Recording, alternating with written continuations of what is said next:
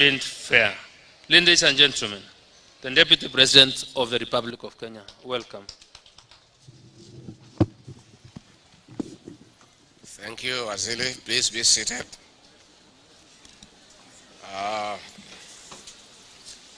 The Cabinet Secretary for Agriculture and Livestock Development, the Honorable Mithika Linturi,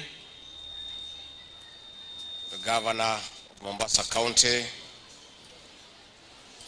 Sharif Nasil, Jr., members of Parliament and all political leaders, the ESK National Chairperson,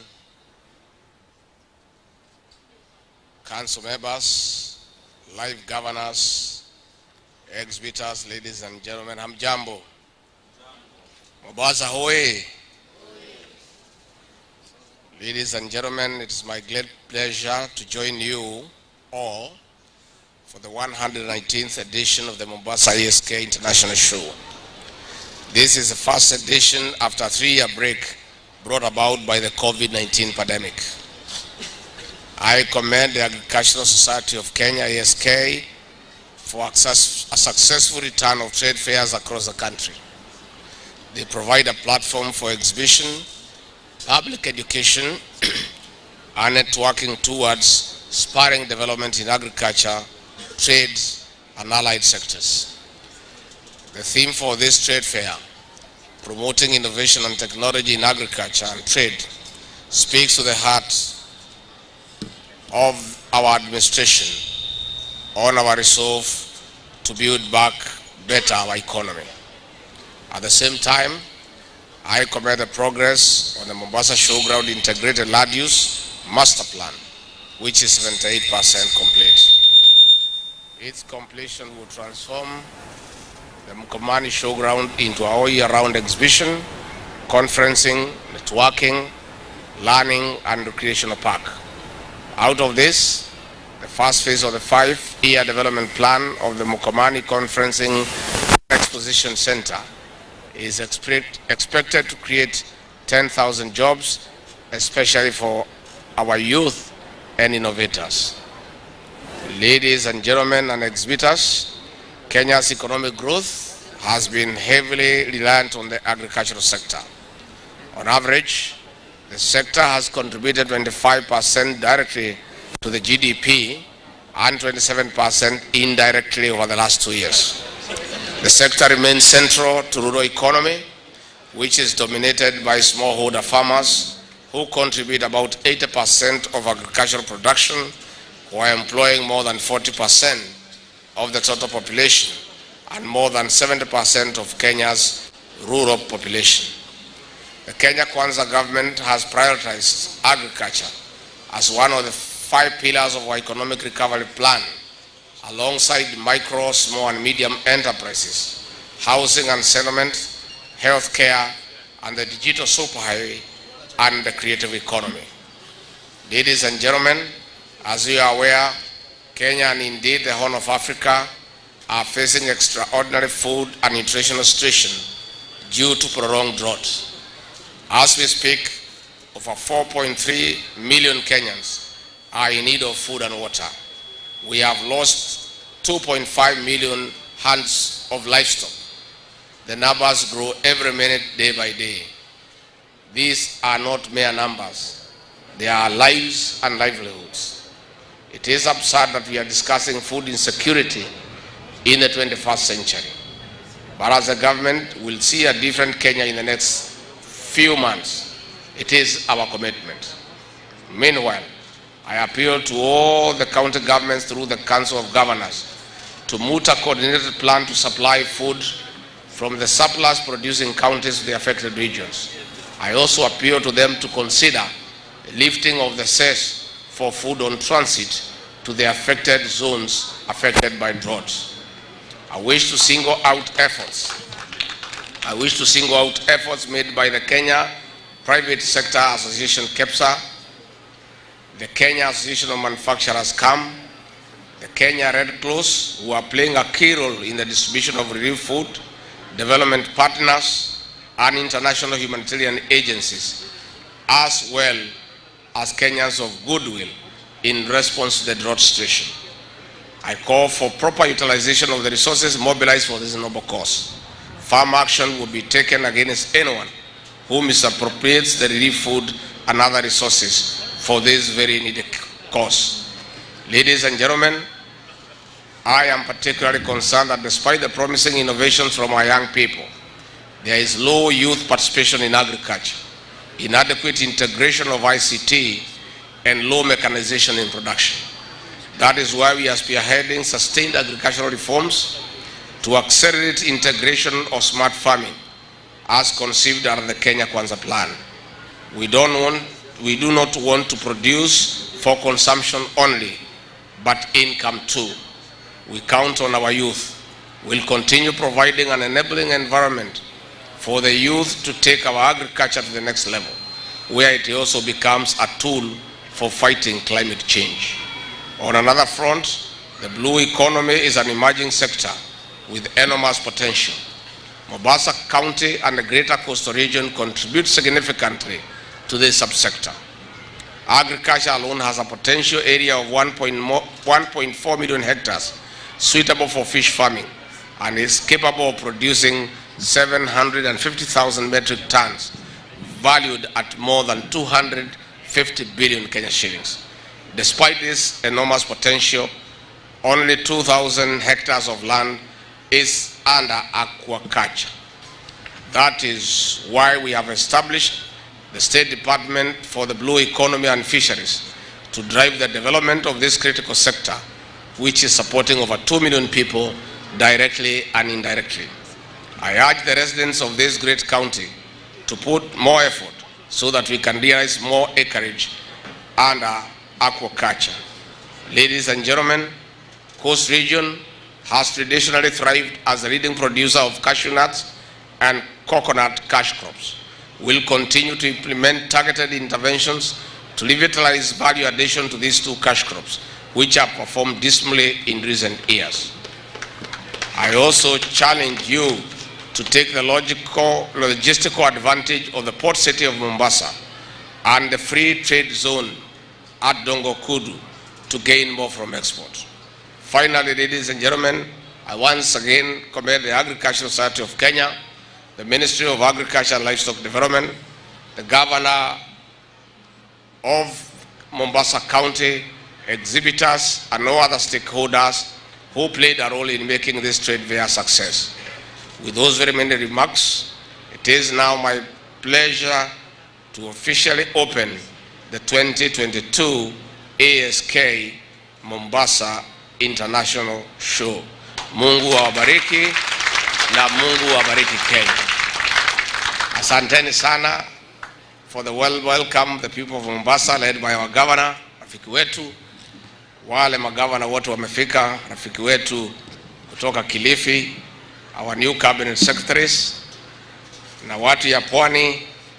Serikali yetu ya Kenya Kwanza ikiongozwa na Rais Daktari William Ruto imeangalia mambo ya wapwani vilivyo. Tumepatia nyinyi mawaziri, tumepatia nyinyi speaker wa seneti, tumepatia nyinyi ma principal secretaries, tumepatia nyinyi Mohamed Ali kama commissioner wa Parliamentary Service Commission, na bado tunaendelea kugawia nyinyi nafasi mingi. Tuko na majority leader wetu, deputy majority leader Owen Baya, na tuko na wengine, na hao mawaziri wetu Mvuria na huyu shujaa Mekatalili, Aisha Jumwa shujaa, shangazi wa kitaifa. Si mulisikia ile kizungu walipromosha kule siku ya kuhojiwa? Unajua wengine walikuwa wanamdharau Aisha Jumwa ati kwa sababu babake hajulikani, ati mamake hajulikani. Lakini alipofika pale akafungulia ile kizungu yenyewe na akapita. Na huyu shangazi wetu wa kitaifa Rais William Ruto na mimi tuko na matumaini kubwa atatusaidia. Huyu waziri Mvuria amepewa ile sekta ambaye inahusu nyinyi watu ya Pwani, mambo ya maritime, uvuaji wa samaki na blue economy. Na kwa hivyo watu ya Pwani mumeangaliwa vilivyo na serikali ya William Ruto, na ni matumaini yetu pale mbele mutawachana na ile mzee, muunge sisi 100%, kwa sababu sisi ndio tunashughulikia mambo yenu. Munajua watu ya Pwani, badali yenu ilikuwa imepotea, imesukumwa, mumepata shida mingi, na yule mlikuwa mnachagua alikuwa amenyamaza. Lakini tangu tuchukue ushukani, agizo la kwanza la rais mpya wa Jamhuri ya Kenya ni bandari ilegeshwe hapa Mombasa, na imelegeshwa. Na kwa hivyo tuna matumaini ya kwamba uchumi wa Pwani utafufuka. Na hivi karibuni nimemwambia gavana, mimi mwenyewe nitapata nafasi tukuja na hawa viongozi tuzunguke bandari tukiangalia vile biashara inaendelea, kwa sababu tunataka kufufua uchumi wa hapa Pwani. Tungetaka, we would like to confirm to the people of Coast Region that the Ruto administration has thwarted the attempts to steal the port of Mombasa by the lords of impunity, state capture and conflict of interest. Hii bandari yenu karibu iende. Pale siku za mwisho ya serikali iliondoka, walikuwa wamefanya ukarabati wa kuimbia nyinyi bandari ya Pwani. And I would like to thank the board of directors of the Kenya Port Authority for their patriotism, because they refused to allow the stealing of the port of Mombasa. President William Ruto has already directed the new CS for Transport and Roads, Kipchumba Murkomen, to do an audit of the port facilities and establish what else has been stolen by the lords of impunity, state capture and conflict of interest, with a view of restoring the port to the people of Kenya. Na tukitaka kuambia hawa watafute biashara ingine ya kufanya. Hii bandari is not available to be given to private individuals. It's a natural resource for this country, na ni ya Wakenya wote. Na kwa hivyo serikali ya William Ruto italinda bandari, na bandari ni ya Wakenya, na watu ya hapa Pwani wapatiwe nafasi pia wafaidike kutoka bandari. Nikimalizia, nitangaze ya kwamba tumeuliza maafisa wetu wa utawala ya kwamba serikali mpya ya William Ruto haitaki ugomvi kati ya serikali kuu na serikali ya wetu. Wamheshimu gavana, wafanye kazi na yeye, kwa sababu gavana amechaguliwa na wananchi wa Mombasa. Na tumeeleza officers wetu ya kwamba hakuna mashindano kati ya serikali kuu na serikali ya county. Zote tumechaguliwa tufanyie Wakenya kazi, na hiyo ndio mwelekeo mpya. Pia tumemwambia officers wetu wale wa utawala, kuanzia regional commissioner, kuanzia county commissioner mpaka chief, waheshimu viongozi ambayo wamechaguliwa na wananchi, kwa sababu hawa ndio chaguo la wananchi. Ile ilikuwa nakuwa hapo mbeleni, hao viongozi wetu wakina Mohamed Ali kuangaishwa, kufurushwa, hiyo maneno imefika kikomo. Tumepata uhuru katika Jamhuri ya Kenya, na viongozi wote watapata heshima ambaye inastahili, kwa sababu wamechaguliwa na wananchi, na wananchi ndio wenye kuamua. Na hao maofisa wetu wa utawala ni maofisa wazuri sana, na tutafanya kazi na hawa, na wako na mipango mizuri. Ni vile walikuwa wanatumiwa vibaya, kupewa kazi ambaye si kazi yao ya kufanya siasa na kwenda kufanya kampeni ya Azimio. Hiyo hapana kazi yao. Kazi yao ni kushughulikia wananchi, mambo ya usalama, mambo ya mipaka, mambo ya maendeleo. Na hiyo ndio kazi serikali ya William Ruto imepatia maofisa hawa wa utawala, na tayari wameanza kufanya kazi na njia nzuri, na tunafurahia sana. So we want to encourage our officers of the National Government Administration. The Ruto administration will not deploy you to do politics, because that is not your job description. The Ruto administration will deploy you positively to bring development to the people that you lead, to bring security to the people you lead, to create peace and harmonious coexistence among the people that you lead. That is your mandate, and that is the mandate you shall execute under this new administration, so that Kenya can be able to move forward, and Kenya can make progress, and our people can put money in the pocket, and we can have prosperity for the benefit of our people. Pia hawa officers wetu wa polisi niliwaambia wakati ya campaign ya kwamba tutaangalia mambo yenu pia. Tunajua mumeumia sana tangu Mwai Kibaki aondoke, hamjapata nyongeza ya mshahara na marupurupu. Tutaweka kamati hivi karibuni ya kuangalia mambo ya police officers and prisons officers, their terms and conditions of service, with a view of improving their remuneration, allowances, and other matters of promotion, risk allowance, and all things, other matters that cause concern within the service. Lakini pia tumeuliza polisi pia, mukipata mshahara mzuri, na nyinyi mkuwe waangwana, mubadilike, mkuwe watu wazuri. Mukipewa mshahara kitu kikubwa, muachane na mambo ya kitu kidogo, kwa sababu hakuna haja, ndio tuweze kuendelea mbele. Si mungetaka tupatie polisi kitu kikubwa? Waachana na kitu kidogo. Na these police officers are good people. Wale wachache ambayo wanaharibu tutarekebisha. Na mumeona mabadiliko imefanywa na rais wetu.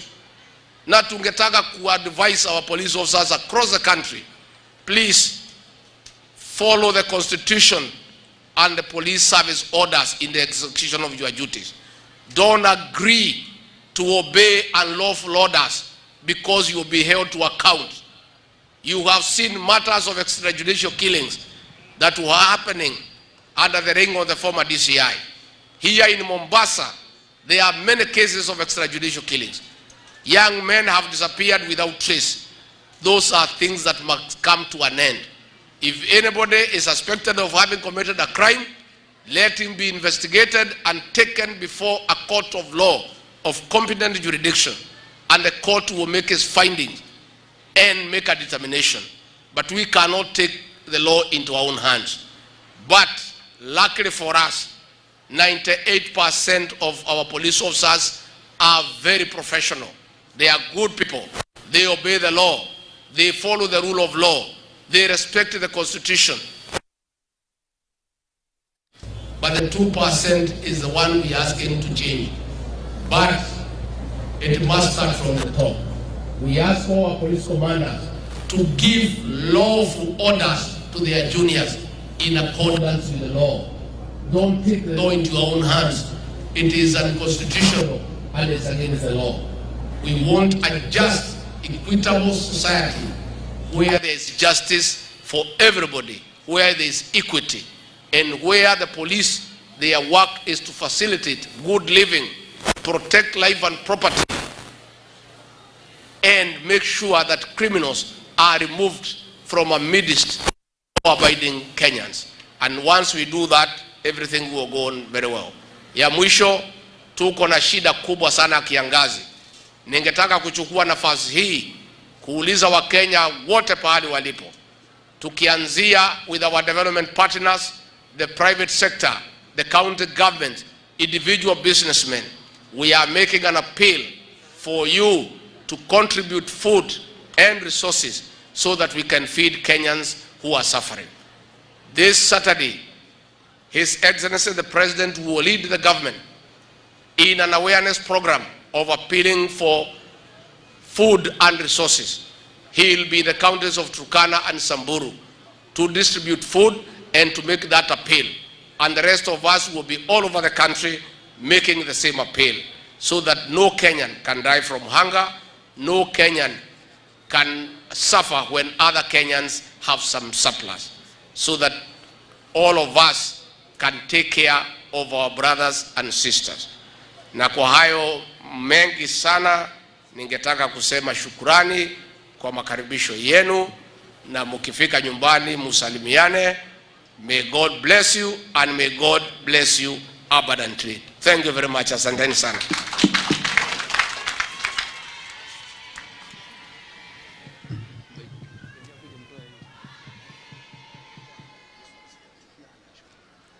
Thank you very much, Your Excellency. And now, I will invite the Chief Steward, Mr. Henry Nyaga, for the award ceremony.